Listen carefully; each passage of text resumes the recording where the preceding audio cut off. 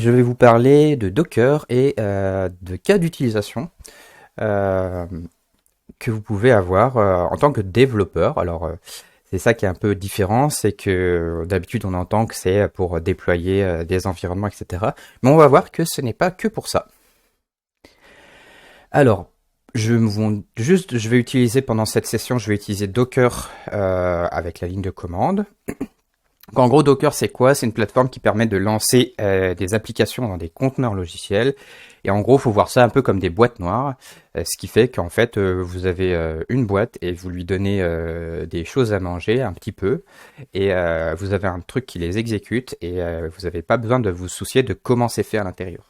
Donc vous pouvez avoir le pire des langages de programmation que vous connaissez pas. Si vous avez juste un conteneur qui vous permet de l'exécuter et quelques petites instructions pour le configurer, vous pouvez le lancer sur votre machine, et il n'y a rien qui sera installé que vous ne pourrez supprimer facilement. Je vais utiliser aussi Docker Compose. Alors, Docker Compose, c'est un petit outil qui permet de définir des configurations de plusieurs conteneurs en même temps.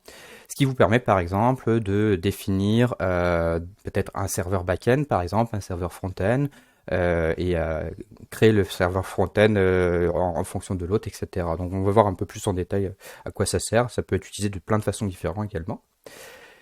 Docker Hub, alors je vais en parler, peut-être que parfois je vais naviguer sur Docker Hub, c'est le catalogue d'images, on va dire, officiel de Docker, qui vous permet de trouver facilement des images communautaires ou officielles de certains produits. Donc ça peut être une image par exemple pour une base de données, une image pour une version de Linux particulière, une image avec une image Docker avec par exemple Java préinstallé dedans ou JavaScript préinstallé dedans.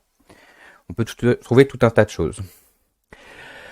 Alors, un truc assez utile, et je m'arrêterai là après sur la description de Docker, c'est que vous pouvez quand vous lancez un conteneur, vous pouvez rentrer dedans et du coup arriver sur la machine avec une ligne de commande par exemple. Et donc vous pouvez utiliser les commandes ls, etc.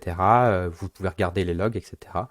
Et vous pouvez aussi le faire via l'interface Docker Desktop qui existe sur Windows et Mac. Alors, concrètement, quels sont les cas d'utilisation qu'on peut avoir avec Docker, mais en particulier sur le poste du développeur? Vous pouvez utiliser des outils sans les installer. Donc, c'est très pratique, par exemple, quand vous avez plein de versions de trucs différents et que vous ne pouvez pas les installer pour X ou Y raison. Typiquement, les bases de données, je ne sais pas si vous avez déjà installé une base de données MySQL ou autre sur votre ordinateur. Ça peut être compliqué, ça lance des services qui sont lancés en permanence, il y a des configurations, etc. Ça peut être compliqué, surtout si vous avez plusieurs applications qui utilisent une base de données, vous pouvez avoir des conflits. Donc là, on va voir que ça peut nous aider. Vous pouvez tester, essayer un logiciel compliqué à installer. Vous avez entendu parler de tel outil, ah, ce serait pas mal pour mon organisation, je sais pas moi, de mettre Jenkins ou peu importe, n'importe quoi. Et ça peut être compliqué à installer, il y a des instructions complexes. Peut-être qu'en fait, vous pouvez avoir un conteneur qui fait ça pour vous, et le temps de l'essai, vous n'avez pas envie de configurer votre machine, etc. Sachant d'ailleurs qu'il y a même des installations qui sont justement faites exprès pour le mode démo, et du coup ça vous met pas des vraies bases de données, des choses comme ça, donc ça peut aussi vous faciliter l'accès. Vous avez un truc qui est spécifique à Java, c'est les test conteneurs. Test conteneur, c'est quoi? C'est par exemple, vous avez vous avez une application et elle se branche à une base de données.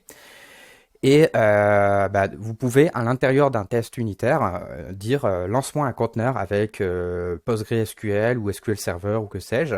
Et il va vous créer une base de données juste pour le test à l'intérieur d'un conteneur. Et à la fin du test, il va le détruire.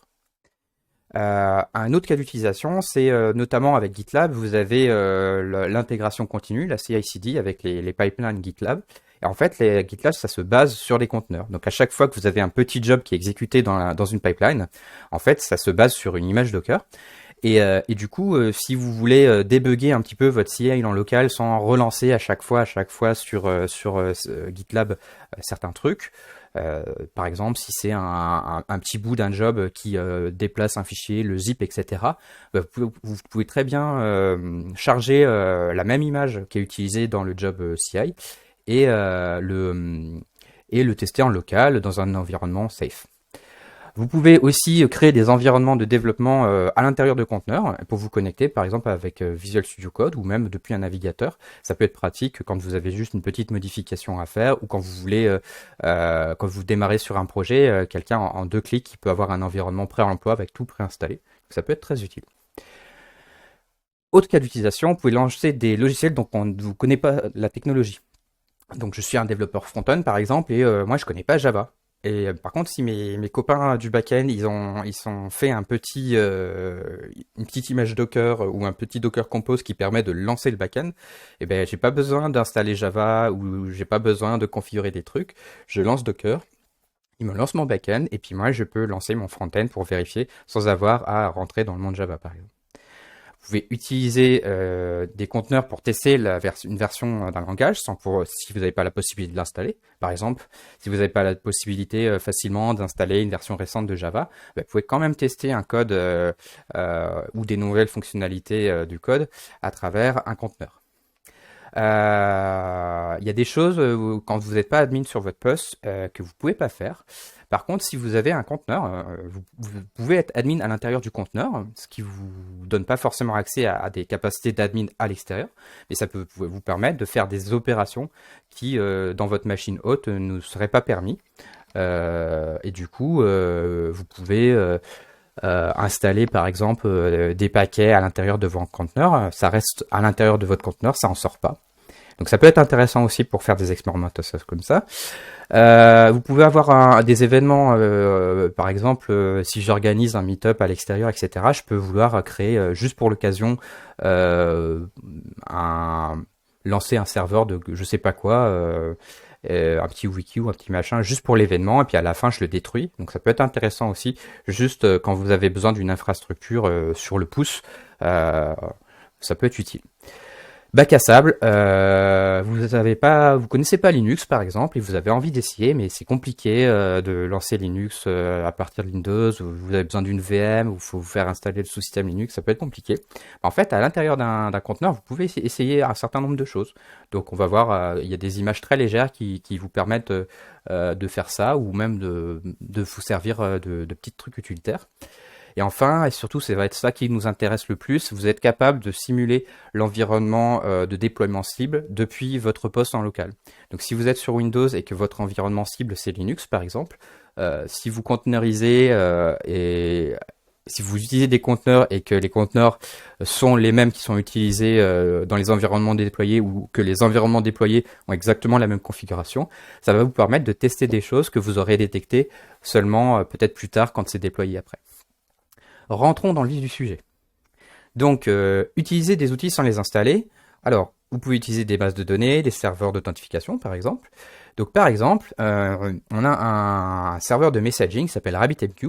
Et puis là, on voit quand même que c'est un peu compliqué à installer. Il faut être sudo pour certains cas. Voilà, on va dire faut être admin. Faut pouvoir charger des paquets. Faut installer... faut réinstaller de nouveaux packages. Faut même installer un langage de programmation Erlang. C'est compliqué. Et on n'a peut-être pas envie de faire ça, et on n'a peut-être pas les droits de faire ça, et peut-être pas le temps d'attendre une dizaine de tickets pour pouvoir réaliser ça. Eh bien, Docker à notre rescousse, avec quelques lignes de Docker Compose en l'occurrence, vous pouvez installer un environnement de test local RabbitMQ, et avec juste cette petite commande-là, l'exécuter. On va faire ça du coup. On va prendre cette commande-là, hop, on va aller dans un terminal, on va la lancer. J'ai un Docker qui tourne, alors j'ai déjà chargé les images, sinon ce serait un peu dommage d'attendre. Et hop, je vais lancer ça, alors normalement, hop. Et voilà, j'ai mon RabbitMQ que je peux lancer. Hop. Avec les trucs par défaut. Et puis voilà, je peux créer des queues, etc. Je peux vérifier en local tout ce qui se passe. On va pas rentrer, le sujet c'est pas RabbitMQ, mais on voit que ça nous permet de faire ça. ASCII Doctor. Alors les slides que vous voyez en fait, c'est des slides qui sont générés à partir de fichiers ASCII Doc. Et par exemple, mes slides en fait, elles sont gérées à partir de ce fichier-là. Ok. Donc c'est un peu comme du Markdown, mais c'est un peu différent. En tout cas, à partir en fait de ça, de ce texte, moi je peux générer des slides. Ça génère un fichier HTML. Et ce fichier HTML, c'est ça que vous voyez à l'écran. Et ben en fait, j'utilise Docker ici pour générer ces slides. Donc les slides que vous voyez, elles sont générées à partir de Docker ici. Et donc là, je vais fermer le RabbitMQ. Et du coup, donc ça correspond à ce que vous voyez là. Donc ça, c'est du Docker Compose. En gros, je vais vous dire, on utilise une image avec tous les outils qui sont préinstallés dedans. Ensuite, je lui dis, va regarder dans tel dossier mon fichier. On associe en fait le dossier local avec le dossier à l'intérieur du conteneur. Et après, je lui dis, bah, lance-moi cette commande. Et du coup, il va aller chercher mon fichier ASCII-doc dans mon dossier slide. Et il va convertir ça en fichier HTML de slide. Et puis, il va le déposer. On le voit ici. Ça, c'est à chaque fois que je développe, j'ai mon petit script que je lance en continu d'ailleurs et qui va régénérer le truc. Donc, par exemple, en local, si je change mon fichier, on va voir qu'il y a, hop, j'ai un truc qui surveille les fichiers ASCII-doc et qui est capable de me régénérer mon truc là. Hop, si je le lance en mode test là, vous voyez les slides. Alors je sais plus ce que j'avais changé. Être admin sur son conteneur, voilà, hop.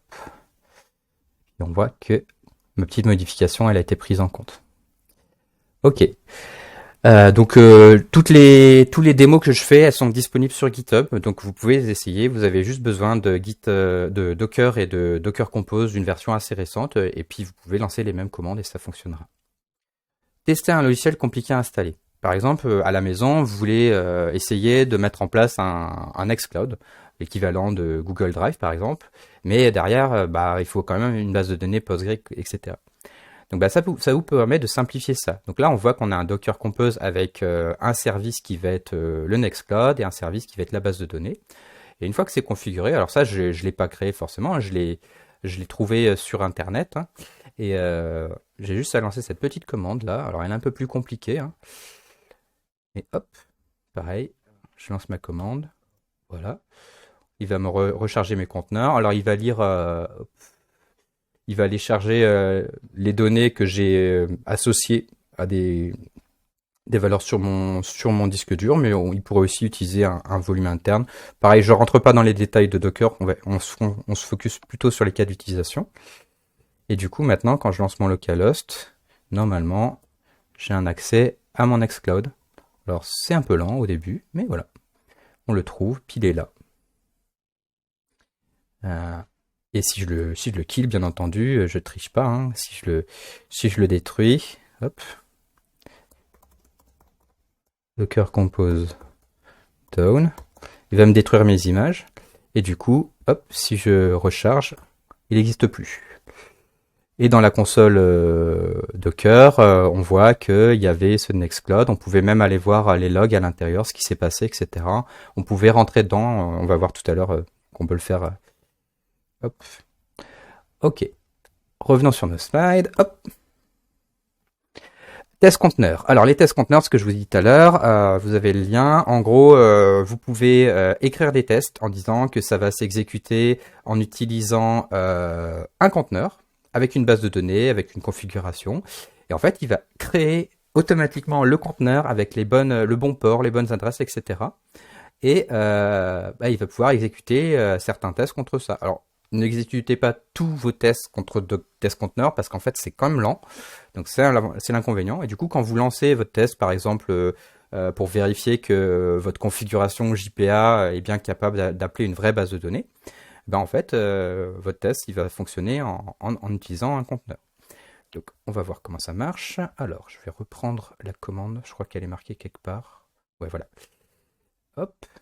Pareil, hein, la démo, vous la retrouverez. Alors là, ça utilise Gradle parce que c'est l'exemple que j'avais trouvé, mais ça s'utilise très bien avec Maven également. Hop. Donc, hop, voilà. Il va lancer son petit Gradle. Alors, on va regarder en même temps les conteneurs qui sont lancés.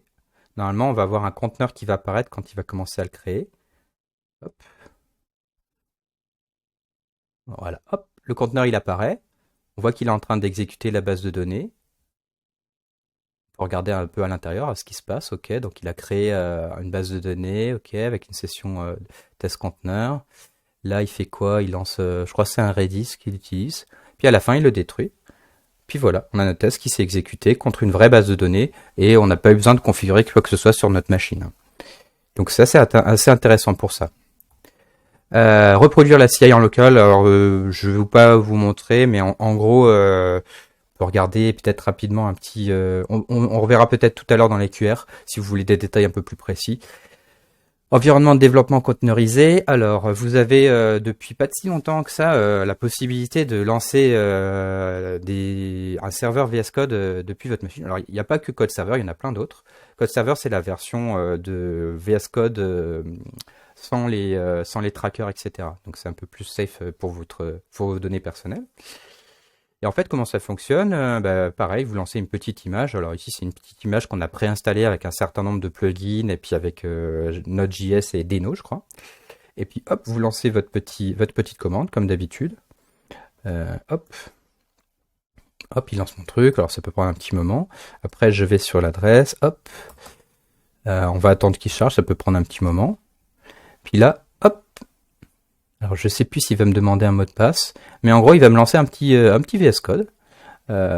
Donc là on voit qu'il y a déjà je crois que non, il n'y a plus le fichier, je l'avais détruit. Donc je peux créer un fichier JavaScript, hello.js par exemple. Hop, console.log hello. Je peux lancer dans la console, node hello.js. Je peux aussi le lancer avec Deno. Et voilà. Donc là, en deux temps, trois mouvements, j'ai accès à un truc préinstallé avec Node et Dino notamment. Et j'ai rien besoin d'installer sur ma machine. Donc là, si vous avez même rien besoin d'installer, vous créez un code serveur, vous mettez à la disposition de quelqu'un. Et puis, si quelqu'un, si l'adresse elle est publique ou si vous le sortez de votre réseau, vous pouvez même travailler à plusieurs sur le même VS Code. Sans avoir besoin de passer par un compte Microsoft ou machin. Ça, je l'utilise assez souvent pour ça, pour faire du code à distance comme ça. C'est assez pratique. Évidemment, hop, je peux le fermer après quand j'en ai plus besoin. Hop, Docker Compose Down. Donc quand je fais Docker Compose Down, il va relire mon fichier de Docker Compose et puis il va détruire les conteneurs, les réseaux et je peux même détruire les volumes si je veux. Mais là, je veux conserver les données entre deux exécutions, donc je maintiens les volumes pour certains trucs. Là, hop. Lancer des logiciels dont on n'est pas la technologie. Alors juste, ouais, j'avais ça. Donc là, je vous invite à aller regarder un petit peu. Il y a toute une lib d'exemples en fait que vous pouvez trouver qui vous montre un peu comment je peux lancer justement le Nextcloud et Postgre que je vous ai montré tout à l'heure. Vous pouvez lancer un Minecraft, vous pouvez essayer GTA avec Postgre, etc., etc. Donc, tout un tas d'exemples. Qu'est-ce que je peux dire? Si vous utilisez par exemple Vue.js, voilà, vous pouvez avoir un Vue.js. Alors peut-être il utilise peut-être juste un Vue.js, mais vous pouvez brancher derrière, comme on va voir tout à l'heure, un serveur Spring Boot et peut-être un serveur d'authentification Keycloak. Ça va être le dernier exemple. Et moi je m'en suis servi pour le GIF de tout à l'heure. Si je le trouve, c'était sur. Ah oui, il faut que je remonte. Ce GIF là, c'était un fichier un MOV, tu vois, que j'ai capturé. Donc on va faire faire la même chose. On va prendre un petit peu, capturer ce petit bout là. Non, c'est 5 je crois. Voilà. Hop, je prends un petit bout de mon écran. Hop, je lance la capture. Hop, je l'arrête. Voilà. Donc lui, il va me faire normalement, il me fait un fichier dans mon... Je sais pas ce qu'il me fait là. Bugué. Ouais, je pense qu'il a fini. Moi, je ferme ça. Il est bête. Capture. Ouais. Il est pété. J'ai pété mon ordi. Ça, c'est l'effet démo. C'est que des démos que je fais. Alors, voilà. Et du coup, si je vais aller chercher ce fichier-là, je le récupère. Voilà. Là, il apparaît sur mon desktop. Hop, voilà. Du coup, il m'a fait, je sais pas où elle est. Normalement, il me fait une petite capture. Bon, je l'ai pas. Je vais en prendre une que j'ai déjà. Alors, ça c'est que des gros trucs. Bon, euh, on va retenter le coup. Record. Hein. Hop, je termine. Voilà, il me l'a créé normalement, donc il devrait arriver, il est là. Alors on a notre petite animation. Alors elle est dans l'écran du dessous. Et normalement, au bout d'un moment, il se passe des choses. Voilà, c'est celle de tout à l'heure. Et bien là, en fait, je peux aller dans ce dossier-là. Hop, je vais ouvrir un petit terminal. Un petit terminal mignon. Hop, c'est dans mon desktop, je crois. Voilà, on va voir où ils sont mes fichiers. J'ai le fichier .mov. Et je vais faire la commande de tout à l'heure. Donc là, je crée. Alors, qu'est-ce que je fais ici dans ce cas-là? C'est que je crée un alias qui lance directement un conteneur avec déjà des lignes de commande installées à l'intérieur. Donc un alias dans Linux, en fait, ça permet de prendre une commande compliquée et de dire, bah en fait, toute cette commande, elle va être exécutée quand je tape ce truc-là. Donc hop, je vais aller créer mon alias dans mon terminal, si je le retrouve, voilà. Donc c'est vidéo to GIF hein, que je vais appeler. Donc là, tu vois, si je tape vidéo to GIF, il connaît pas, ça n'existe pas. Donc je crée mon alias. Ensuite, je tape ma commande, du coup, vidéo to GIF, elle existe maintenant. Je vais lui passer ce truc-là. Hop. Voilà. Je vais lui demander out.gif, par exemple. Je vais lancer le truc. Alors, il a besoin d'être sudo parce que je suis sur un dossier desktop qui a besoin d'être sudo pour y accéder. Ça, c'est juste une sécurité de mon Mac. Hein. Si je l'avais lancé depuis un autre dossier, j'aurais pas besoin d'être super user. Alors, ça peut prendre un petit peu de temps parce qu'elle n'est pas optimisée pour ma machine. Donc, on va voir le résultat tout à l'heure. Hop. Tester une nouvelle version d'un langage. Alors, par exemple, Java 8, vous êtes encore pas mal bloqué sur Java 8. Par contre, vous pouvez déjà essayer Java 17, par exemple, un certain nombre de choses, sans forcément avoir besoin d'installer Java sur votre machine. Par exemple, ici j'ai le projet en Java 8, donc c'est le Movie Rental Kata, et on voit par exemple que le customer, bah voilà, c'est une classe classique, et en Java 17, hop, tac, tac, tac, le customer c'est un objet classique, par contre, rental, hop, c'est un record, introduit en Java 16, je crois. Et du coup, si vous lancez ça en Java 8, il va pas être content. Par contre, vous pouvez très bien lancer ce truc-là à l'aide d'un conteneur et essayer des trucs. Voilà. Donc, si vous lancez en Java 8, par exemple, voilà, là, je vais utiliser IntelliJ qui est capable de me lancer automatiquement la commande Docker Compose. Et du coup, je peux aller voir après à l'intérieur voilà, le code qui est généré. Il arrive à lancer les tests, etc. Et du coup, si je change mon truc, si par exemple dans mon test je veux utiliser un truc de Java 11 par exemple, euh, les variables, voilà, l'inférence de type, si je relance mon truc, on va voir ce qu'il dit. Ok, bon, voilà. Il va me dire attention, moi je connais pas ton truc var, ça n'existe pas en Java 8. Ah, qu'à cela ne tienne. Passons en Java 17, hop. Alors ici du coup, je vais quand même passer hop, la version dans mon truc à Java 17. Hop, je relance mon conteneur. Ouf. Ouais, il est très content, ça marche, pas de souci. Donc très pratique, surtout dans des katas. Si vous faites des katas et que vous voulez essayer des trucs de Java 11, Java 17, bah vous pouvez utiliser ce mécanisme-là. Hein. Tous les exemples sont sur le dépôt GitHub que je vous donnerai à la fin. Donc vous pouvez même essayer dès que si vous avez Docker d'installer, ça peut marcher. Être admin dans un conteneur, bah, quand vous lancez un conteneur, si je prends par exemple un Alpine, donc hop, je vais mettre en grand ici, donc je lance un Docker run, si je me rappelle bien, en interactif. Je vais le supprimer à la fin et on va lancer Alpine. Hop, je me suis planté à ces doubles tirets. hop, je suis dans un Alpine. Et du coup, donc je peux regarder ce qui se passe, lest-réel, etc. Et puis j'ai une commande APK qui me permet de charger des paquets. Puis bah je peux, par exemple là j'ai pas la commande Git, bah qu'à cela ne tienne, APK add Git, hop, il m'installe Git. Et du coup je peux avoir Git dans une petite VM, donc je peux m'amuser à essayer des trucs avec Git par exemple. Et avec n'importe quel truc. Et en temps normal, APK add ou apt get par exemple, vous avez besoin d'être admin pour faire ça. Donc bah là, vous n'avez pas besoin d'être admin. Dans ce cas précis, quand vous lancez ce conteneur-là, vous êtes admin à l'intérieur. Donc assez pratique pour essayer des trucs que vous pouvez pas essayer si vous n'êtes pas admin sur votre machine.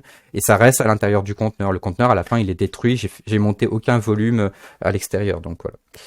Infrastructure éphémère, voilà, donc on peut lancer, alors je vais pas vous faire la démo tout de suite parce qu'on a besoin d'un peu de temps pour les QR.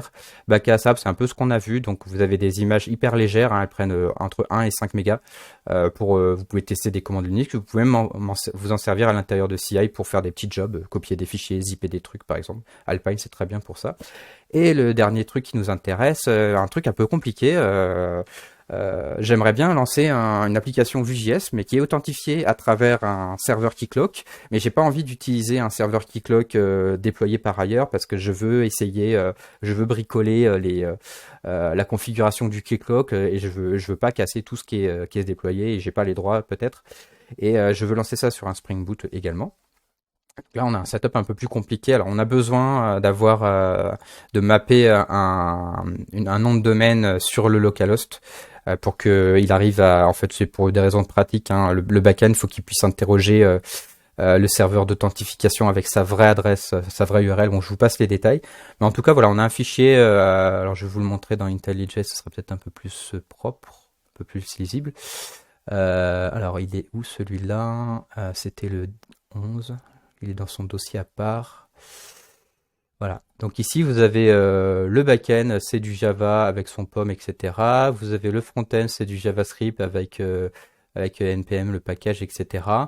Et vous avez Keycloak, où il n'y a rien, à part une configuration de royaume que je charge au démarrage, qui me permet de créer le royaume Acme, par exemple, avec déjà un client, il me semble, que j'ai créé pour mon application Vue.js. Je ne sais plus comment je l'ai appelé.